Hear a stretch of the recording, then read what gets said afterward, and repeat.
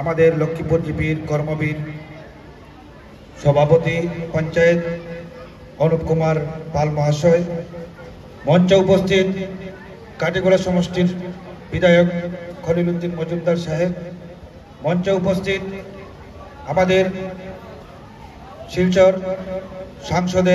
শিলচরের সাংসদের প্রতিনিধি মাননীয় অঞ্জন কর মহাশয়,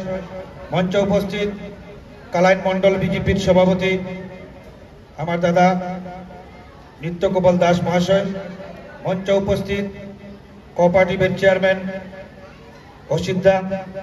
মঞ্চে উপস্থিত আমার নির্জরদা সহ সম্মুখে থাকা আমাদের এতদ অঞ্চলের মা এবং বোনেরা এবং মুরব্বী তথা যুবক বন্ধুরা, আজকের এই মহতি অনুষ্ঠান এবং এই ঐতিহাসিক দিন, যে দিনে আজকে আমাদের লক্ষ্মীপুর জিপিতে যেভাবে আরম্ভ করা হয়েছে, গত বছর থেকে আমাদের অনুপ পালের নেতৃত্বে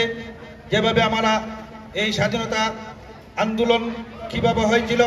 স্বাধীনতা কেমনভাবে পেয়েছিলাম, এই পাওয়ার ক্ষেত্রে যে ট্রেনিং